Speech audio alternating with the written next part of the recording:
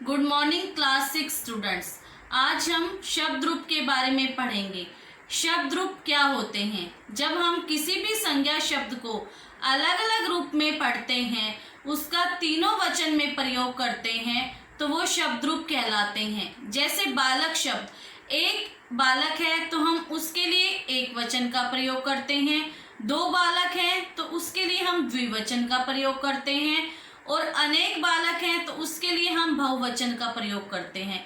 इस प्रकार जब हम एक शब्द को अलग अलग रूप में प्रयोग करते हैं तो वो शब्द रूप बन जाता है। शब्द रूप में 7 विभक्तियां होती हैं। हिंदी में जो कारक शब्द होते हैं उसे हम संस्कृत में विभक्तियां कहते हैं, और इन्हें हम चिन्हों के साथ भी प्रकट करते हैं। जो चिन्ह हमारे हिंदी में प्रयोग होते हैं वही चिन्ह हमारे संस्कृत में भी प्रयोग किए जाते हैं। अब हम पुल्लिंग शब्द, पुल्लिंग आकारांत शब्द के बारे में पढ़ेंगे। पुल्लिंग शब्द जो शब्द पुरुष जाति का बोध कराते हैं वो पुल्लिंग शब्द कहलाते हैं, और जिन शब्दों के अंत में आ होता है वो आकारांत शब्द कहलाते हैं, जैसे बालक, राम आदि। संस्कृत में हम विभक्तियों का प्रयोग करते हैं, और सभी पुल्लिंग शब्दों के साथ हम इन चिन्हों का भी प्रयोग करते हैं। कोई भी पुल्लिंग शब्द हो उसके साथ हम ये चिन्ह लगाते हैं तो वो कोई भी शब्द रूप बन जाता है। प्रथमा विभक्ति, प्रथमा विभक्ति एक वचन में हम आ का प्रयोग करते हैं, द्विवचन में औ का प्रयोग करते हैं, बहुवचन में आह का प्रयोग करते हैं। द्वितीय विभक्ति एक वचन में अम, द्विवचन में औ, बहुवचन में आन। तृतीय विभक्ति एक वचन में एन, द्विवचन में आभ्याम, बहुवचन में ऐ। चतुर्थी विभक्ति एक वचन में आए, द्विवचन में आभ्याम, बहुवचन में एभ्य। पंचमी विभक्ति एक वचन में आत, द्विवचन में आभ्याम, बहुवचन में एभ्य। षष्ठी विभक्ति एक वचन में अस्य, द्विवचन में अयो, बहुवचन में आनाम। सप्तमी विभक्ति एक वचन में ए, द्विवचन में अयो, बहुवचन में एषु। संबोधन एक वचन में हे, द्विवचन में हे औ, बहुवचन में हे आ। अब हम बालक आकारांत पुल्लिंग शब्द के बारे में पढ़ेंगे। जैसे प्रथमा विभक्ति में हम अ का प्रयोग बालक में बालक है, द्विवचन में औ का प्रयोग करते हैं तो बालकौ, बहुवचन में आहा तो बालकाहा। इसी प्रकार द्वितीय विभक्ति में अम का प्रयोग करते हैं तो बालक प्लस अम बालकम, द्विवचन में बालक औ बालकौ, बहुवचन में बालक आन बालकान। तृतीय विभक्ति में बालक एन बालकेन। चतुर्थी विभक्ति में बालक आभ्याम बालकाभ्याम, बहुवचन में बालक आई बालकई।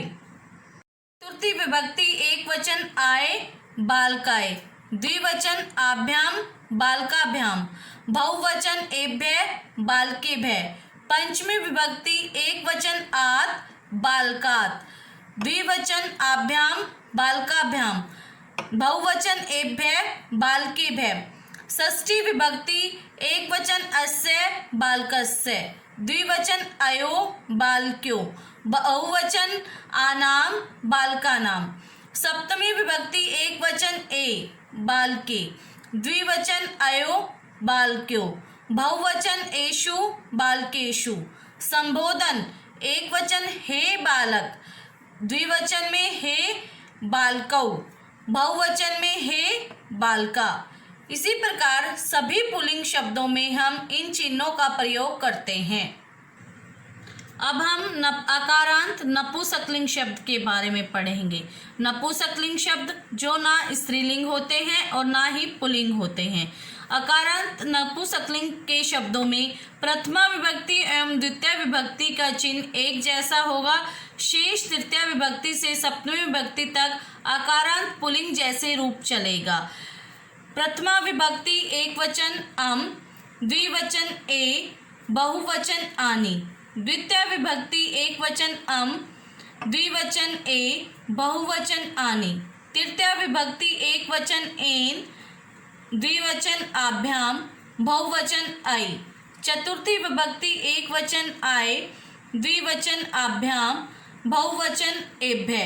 पंचमी विभक्ति एक वचन आत, द्विवचन आभ्याम, बहुवचन एभ्य। षष्ठी विभक्ति एक वचन अस्य, द्विवचन अयो, बहुवचन आनाम। सप्तमी विभक्ति एक वचन ए, द्विवचन अयो, बहुवचन एषु।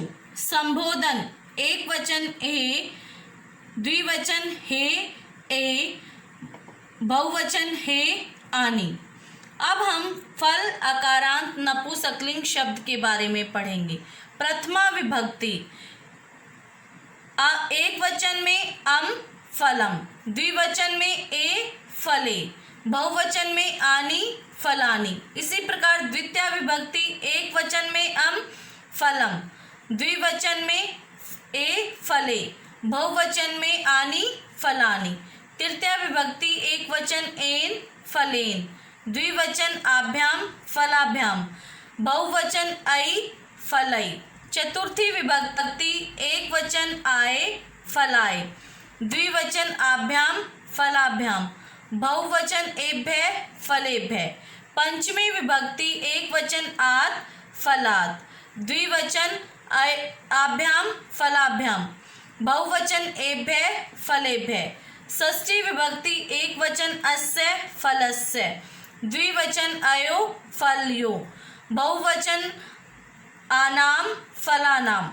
सप्तमी विभक्ति एक वचन ए फले, द्विवचन अयो फल्यो, बहुवचन एषु फलेषु। संबोधन एक वचन हे फल, द्विवचन हे फले, बहुवचन हे फलानी।